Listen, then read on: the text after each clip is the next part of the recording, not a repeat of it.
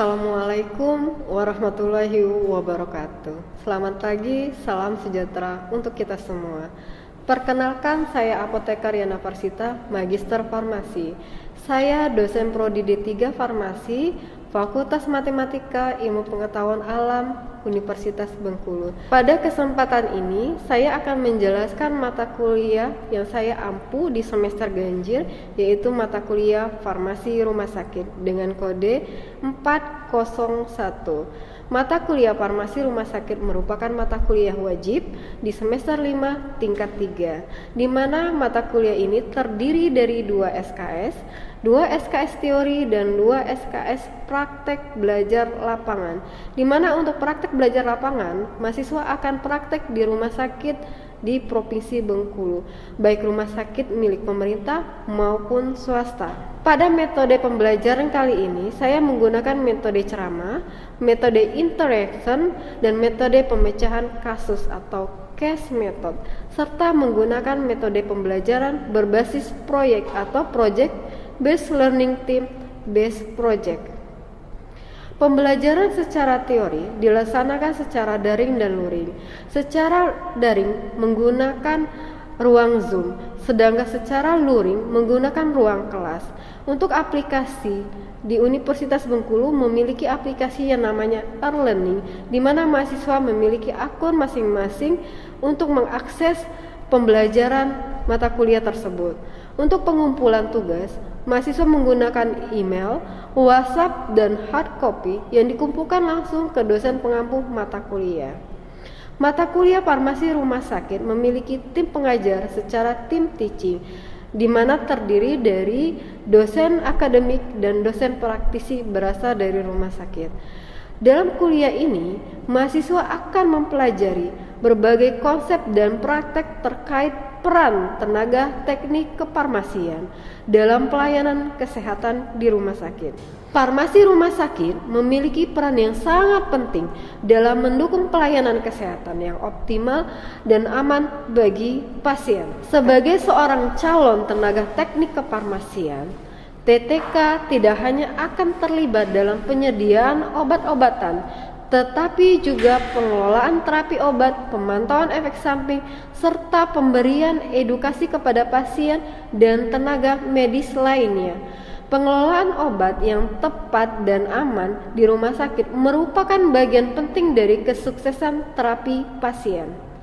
Pada kuliah ini, mahasiswa akan mempelajari berbagai topik penting seperti: pertama, sistem pengelolaan obat di rumah sakit, di mana proses mulai dari pemesanan, penyimpanan, hingga distribusi obat di rumah sakit. Kedua, keterampilan klinis tenaga teknik kefarmasian rumah sakit, peran tenaga teknik kefarmasian, apoteker dalam kolaborasi dengan dokter dan perawat dalam pemilihan terapi obat yang tepat. 3. Farmakoterapi, pengetahuan mengenai cara pengetahuan yang paling efektif berdasarkan kondisi medis. Keempat, keamanan obat dan pemantauan efek samping, memahami pentingnya pemantauan dan identifikasi potensi interaksi obat yang dapat membahayakan pasien. Kelima, etika dan profesionalisme dalam farmasi rumah sakit, yaitu prinsip-prinsip etika yang harus dijalankan oleh seorang tenaga teknik kefarmasian dalam pelayanan kesehatan.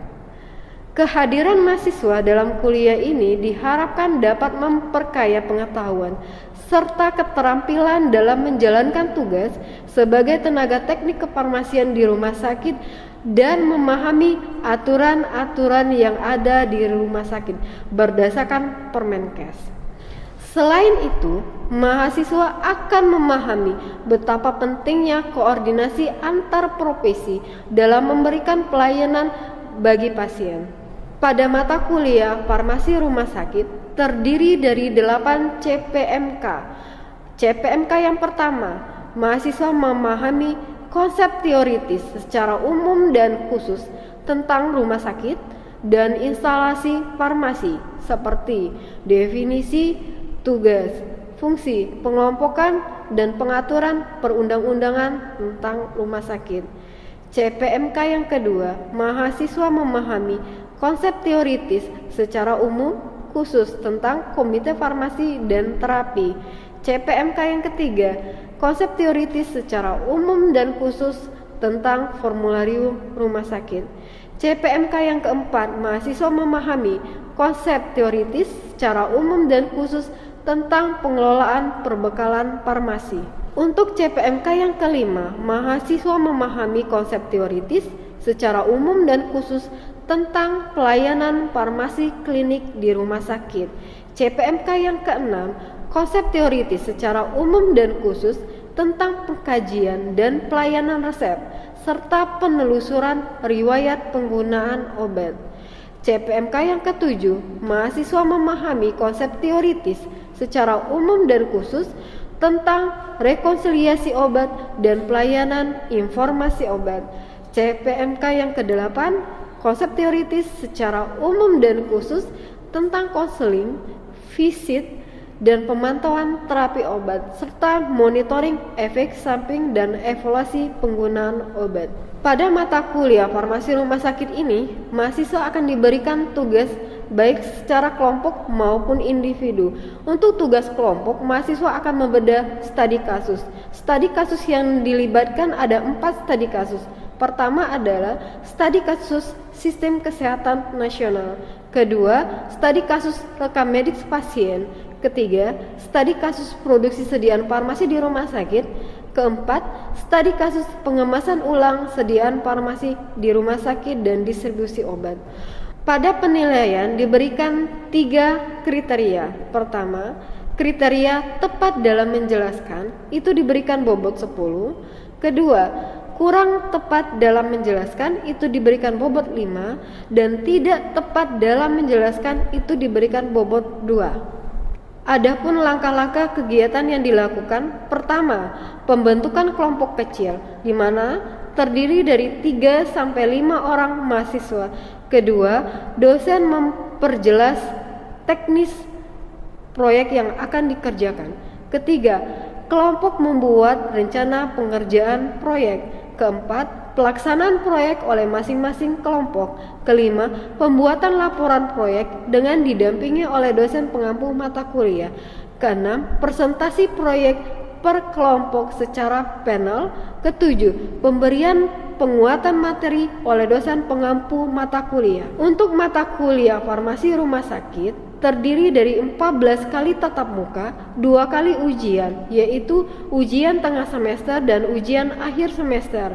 Persentase penilaian untuk tugas terdiri dari 40%, UTS atau ujian tengah semester 30% dan ujian akhir semester 30%. Berikut ini akan saya sampaikan video pembelajaran mata kuliah farmasi rumah sakit pertemuan kedua dengan topik instalasi farmasi rumah sakit. Selamat menyaksikan. Oke, Assalamualaikum warahmatullahi wabarakatuh. Waalaikumsalam warahmatullahi wabarakatuh. Kita sebelum mulai pembelajaran hari ini, kita berdoa terlebih dahulu. Berdoa mulai. Selesai. Baik, sebelum materi kedua hari ini, materi ini kemarin apa? Rumah sakit. Baik, kita akan mereview sebentar tentang rumah sakit ya. Oke, kita lihat rumah sakit. Oke, saya akan menyampaikan apa sih instalasi farmasi rumah sakit. Perhatikan, instalasi farmasi rumah sakit adalah satu bagian atau unit atau fasilitas di rumah sakit tempat semua kegiatan pekerjaan farmasian yang ditentukan untuk keperluan rumah sakit itu sendiri. Ya, nanti pada saat kalian praktek belajar lapangan, kalian akan diletakkan di tempatnya di instalasi farmasi. Ya, oke, kita lanjut. Nanti apabila ada yang bertanya, silakan ya segera. Ini adalah definisinya apa itu instalasi farmasi, yaitu suatu departemen atau unit atau bagian di bawah pimpinan seorang apoteker. Jadi instalasi farmasi harus seorang dan dibantu putra apoteker yang memenuhi persyaratan perundang-undangan, yang memenuhi persyaratan perundang-undangan dan kompetensi secara profesional ya. Tempat dan fasilitas dapat tanggung jawab atas seluruh pelayanan kefarmasian. Oke, ini dasar hukumnya. Ya, sekarang ada yang terbaru yaitu Permenkes tahun 2024 ya. Tapi kita akan merujuk ke Permenkes 2016 nomor 72 itu mengenai pelayanan kefarmasian khusus ya. Ini adalah visi misi dan moto itu tergantung dari rumah sakitnya. Kita lihat Visi adalah pernyataan tentang keadaan dan status instalasi farmasi yang diinginkan pada waktu yang akan datang. Biasanya mengacu pada visi rumah sakit itu sendiri. Tipe rumah sakit mana adalah ada rumah sakit tipe A, B, C, dan D. Ini pemerintah dan D swasta. Berarti masih ingat ya materi yang kemarin. Ini adalah tugas dan tanggung jawab seorang farmasis. Perhatikan, yang pertama adalah pengelolaan kebutuhan farmasi. Apa itu? Pengelolaan kebutuhan ya, bahan pakai. Itu akan dimulai dari perencanaan, pengadaan, penyimpanan, penyiapan, supaya perbuatan yang namanya peracikan, pelayanan langsung dan pengendalian. Ya. Pengendalian mencegah terjadinya expired pada sedia obat. Ya. Ini tugas dan tanggung jawabnya, fungsi instalasi farmasi. Ada yang tahu? Fungsi dari pelayanan klinik siapa? Oke, silakan Pak. Berkaitan langsung dengan pemerintah di pengenalan obat, Ya. masih menggunakan obat, Oke. dan Oke, terima kasih dan pas saya. Dan ada yang namanya pelayanan non klinik. Siapa yang jawab non klinik? Oke, silakan. Pengelolaan kebutuhan farmasi. Oke, pengelolaan kebutuhan farmasi ya. Jadi nanti fungsinya ada pelayanan klinik dan pelayanan non klinik. Jadi nanti kita kalau di rumah sakit kita bekerja di dua posisi itu ya, sebagai pelayanan klinik dan pelayanan non klinik. Ya. Kalau pelayanan non klinik itu kita berinteraksi dengan yang namanya obat. Tapi kalau pelayanan klinik kita berinteraksi dengan pasien. Ya. Oke, kita lanjut. Ini standar minimal instalasi farmasi itu harus terakreditasi. Ya, perhatikan ada administrasi dan pengelolaan, ada staf dan pimpinan, ada fasilitas dan peralatan, kebijakan dan prosedur, dan pengembangan staf dan program pendidikan. Serta yang terakhir adalah evaluasi dan pengendalian musuh ya. Oke, kita lanjut ya ini administrasi dan pengelolaan. Ada bagian organisasi. Ada yang bisa membuat bagian organisasi? Oke, silakan maju.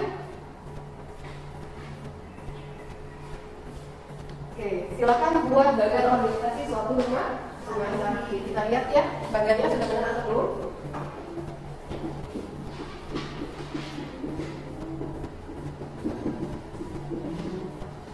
Oke, kira-kira benar belum? Yang dibuat? Benar. Jadi struktur atau bagian organisasi instalasi farmasi dikepalai oleh kepala instalasi farmasi ya. Kepala instalasi farmasi harus ada seorang apoteker. Nanti dibantu oleh administrasi instalasi farmasi. Itu akan dibantu yang namanya tenaga teknis kefarmasian. Jadi nanti kalau kalian sudah selesai menjadi alumni, kalian akan berperan sebagai TTK atau tenaga teknis kefarmasian. Di rumah sakit struktur utamanya adalah pengelolaan perbekalan. Nanti ada pelayanan farmasi klinik dan manajemen mutu. Oke, kita lanjut. Nah, ini klasifikasi atau kualifikasi SDM atau sumber daya manusia. Kalau kita lihat kepala instalasi fungsinya adalah mengorganisir dan mengarahkan. Kualifikasinya apa? Apoteker atau apoteker S2. Di mana dia subsidinya apa? Manajemen sesuai dengan akreditasi transformasi ya. Boleh juga nanti S2-nya farmasi. Terus juga yang kedua adalah koordinator. Fungsinya apa? Koordinir beberapa penyelia. Kualifikasinya apa? Apoteker atau apoteker S2 khusus sesuai ruang itu. Ini ada penyelia atau supervisor, itu adalah penyelia beberapa pelaksana. Nah, pelaksana ini boleh kita isi sebagai tenaga teknis kefarmasian. Tetap diawasi oleh seorang apoteker ya, khusus di farmasi ya. Terus juga pelaksanaan teknis juga itu kita sebagai alumni nanti akan berperan melaksanakan tugas tertentu, nanti dibantu diawasi oleh seorang apoteker. Ini adalah administrasi dan pengelolaan. Kita lanjut. Ini adalah staf dan pimpinan. Ini staf dan pimpinan. Ada apoteker di tempat pelayanan dan ada pendelegasian di dalam ruangannya. Jadi nanti apapun apotekernya tidak ada di tempat dia harus mendelegasikan ke orang yang ada di tempat tersebut penggantinya. Ada uraian tugas job description bagi staf dan pimpinan farmasi. Terus juga jumlah dan kualifikasi staf sesuai dengan kebutuhan. Ya. Terus juga apoteker mampu melatih dan mendidik dan ada penilaian terhadap staf berdasarkan tugas ya. Dan kita lihat lagi. Ini kompetensi apoteker sebagai pimpinan dan kompetensi apoteker sebagai fungsional. Kita lanjut ke sini. Karena di sini perannya kita lihat analisis kebutuhan tenaga pekerjaan kefarmasian. Kita adalah seorang apoteker, sarjana farmasi, asisten apoteker, atau tenaga teknis kefarmasian. Ya.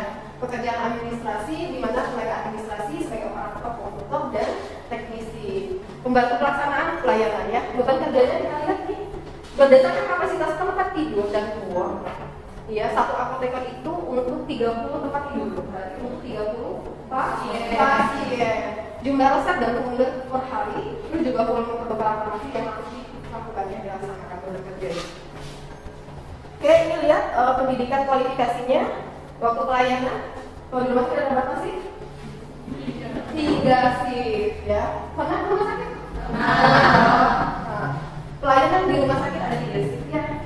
Terus juga ada pelayanan yang 2 shift, ada yang pelayanan 1 shift. Kalau 3 shift biasanya pelayanan di IGD, di OK, ICU, ICU. Jadi kita menggunakan 3 shift. Jenis pelayanannya apa saja?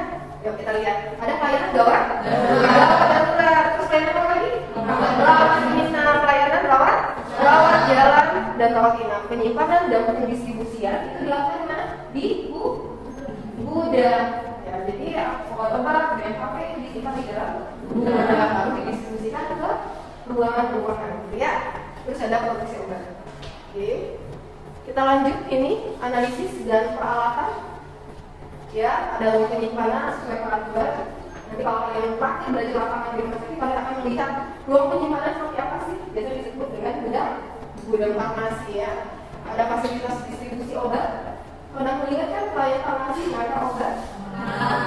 Terus juga penyimpanan arsip resep. Kalau kita lihat di apotek tersusun, ya resep-resep, ruang informasi dan edukasi pernah lihat? Ruang kecil di mana tetap dilakukan pelayanan informasi obat pada pasien apa saja yang harus kita berikan arahan. Biasanya pasien apa? Penyakit kronis, kenapa itu harus diberikan pelayanan? Nah, karena pasien diabetes tidak boleh berhenti secara sendiri meminum obat. Terus obat apa saja yang harus diminum habis? Antibiotik diminum habis, tidak boleh tidak habis ya, mencegah terjadinya resistensi dan juga bakteri kambuh lagi berbahaya lainnya. Ya, terus juga paracetamol tidak boleh diminum 7 hari berturut-turut. Jadi kalau udah 3 hari paracetamol masih coba diperiksa kembali. Biasanya ada bakteri infeksi atau inflamasi. Ya.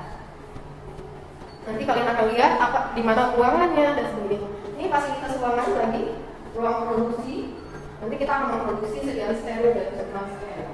Kalau injeksi infus itu steril atau steril? Jelas. Jadi karena masuk ke dalam tubuh darah langsung. Jadi kalau dia tidak steril, bahaya ya kan?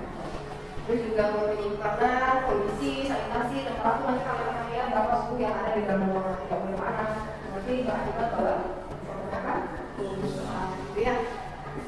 Jadi nanti sebelum praktek dilihat dulu. Ini fasilitas ruangan.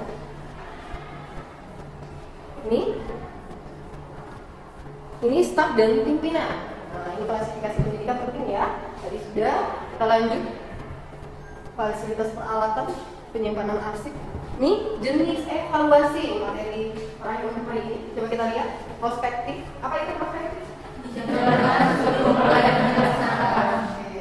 Prospektif adalah diadakan sebelum pelayanan dilaksanakan, yaitu membahas standar perizinannya. Masa itu punya standar perizinannya. Jadi nanti include ke instalasi juga. Terus juga lihat konkurennya apa?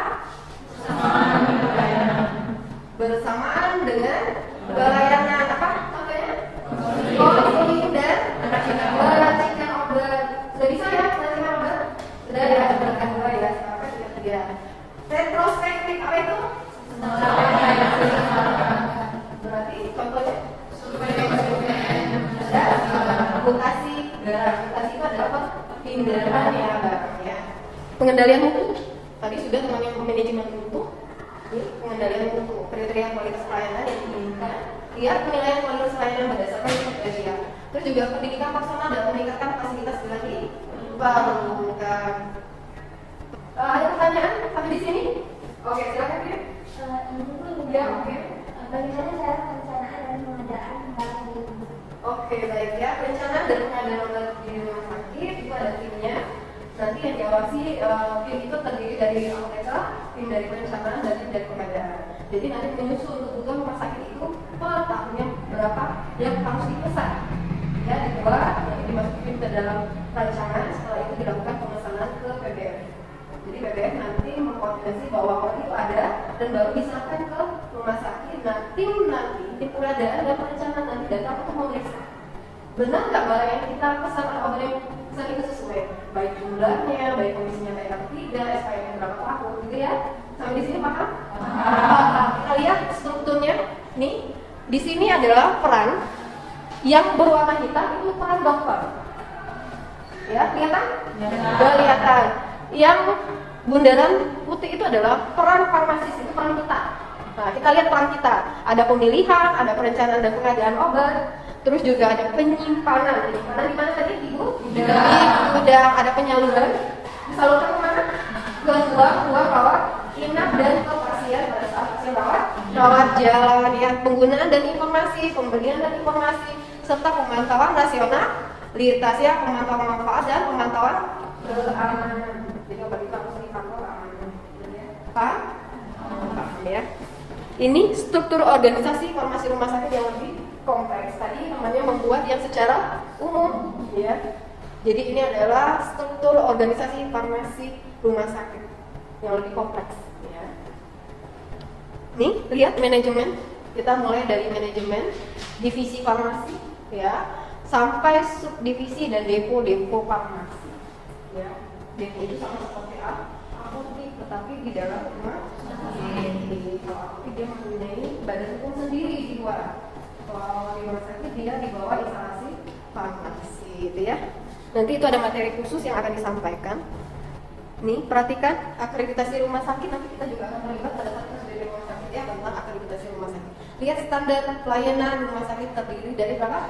16 kelompok, ya, yang lama. Ini adalah kelompok Pokja yang lama, yang tahun 2017, di mana ada administrasi manajemen, ada pelayanan medis, pelayanan gawat darurat, pelayanan keperawatan rekam medik, ada pelayanan farmasi, keselamatan kerja, kebakaran, dan kewaspadaan bencana.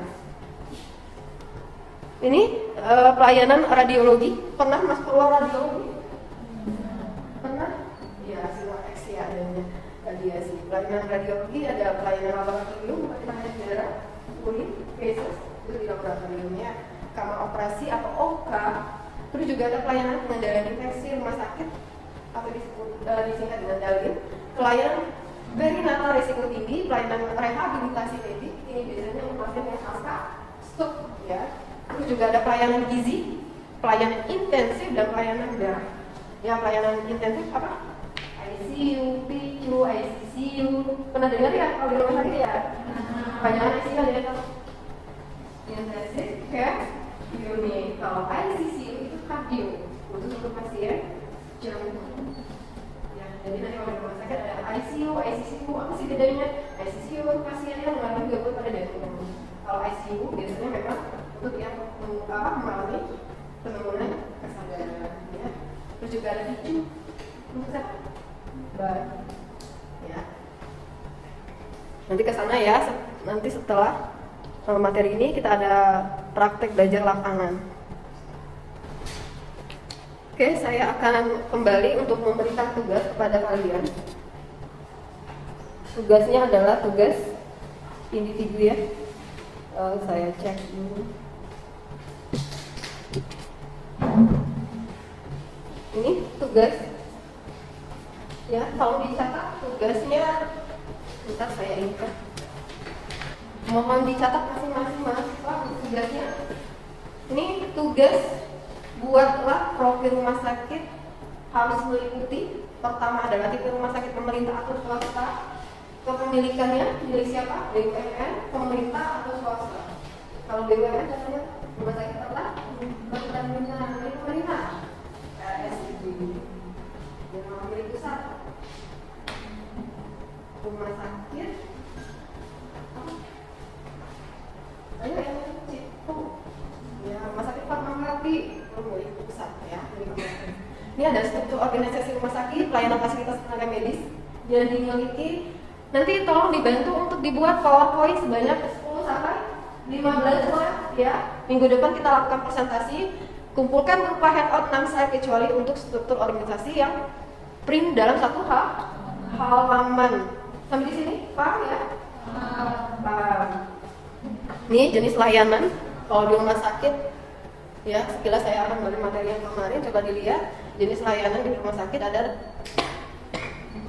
jenis layanan dokter spesialis penyakit dalam, ada spesialis penyakit anak gitu ya, spesialis penyakit bedah, dokter spesialis penyakit kebidanan atau SPOG yang sering didengar, spesialis penyakit mata, saraf ya, paru, THT umum dan gigi. Terus juga ada kesehatan jiwa, K1. Terus juga dokter itu harus menjaga 24 jam. Kita juga harus buka isolasi farmasi selama 24 jam. Itu ada ini ICU, NICU, PICU. Ya, tadi udah dijelaskan ada isolasi bedah sentral. Itu apoteknya buka 24 jam. Apa saja yang harus stay 24 jam di rumah sakit? Dokter jaga, IGD, terus apa lagi? Ambulan, apotek, mobil jenazah itu harus 24 jam. Ya, itu saja yang harus 24. Ada lagi? Laboratorium itu 24 jam ya. ICU, NICU dan PICU juga operasional juga harus 24 jam dijaga ya. Semua harus 24 jam. Nih, ada yang dari Kerinci. Nih, nih rumah sakit Mejen HA Paling Kerinci. Ini salah satu contoh rumah sakit yang kita ambil tipenya. Nih. Terus juga ada rumah sakit Pati Vilasa Citarum. Ada semua? Enggak ada. Ini RSU kelas D. Ya. Jumlah tempat tidur minimal 52 ya. Nah, kalau kemarin yang masuk dalam rumah sakit kelas D itu adalah yang tetapi sudah meningkat menjadi tipe C. Nah, kalau tipe B masih di RSDM khusus. Ya, kalau untuk di Bengkulu Paltira biasanya Fatmawati, Cipto itu adalah tipe A. Dilihat dari kapasitas apa? Tempat tidur. Ini perhatikan rumah sakit Banyumanik. Iya. Nih, tadi kita sudah sekilas membahas rumah sakit khusus. Lihat khusus apa saja? Jenis rumah sakit khusus antara lain rumah sakit khusus ibu dan anak, rumah sakit apa? Jantung, kanker, ortopedi, paru, jiwa, kusta, mata, ketergantungan obat, stroke, penyakit infeksi, salin, gigi dan mulut, rehabilitasi medik, telinga hidung tenggorokan, bedah, ginjal, kulit dan kelamin yang ada di rumah sakit jiwa ya, yang ada di Bengkulu rumah sakit jiwa, yang ada di daerah Padang apa? Ketinggi rumah sakit stroke yang khusus dibuat di Sumatera Barat ya. Ada orang Padang? Ada.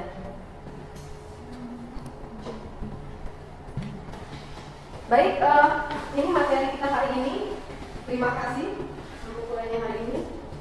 Tugas yang lupa minggu depan harus buku dengan presentasi dan poin sebanyak 18 sampai 20 slide ya. Presentasi selama 10 menit nanti masing-masing individu.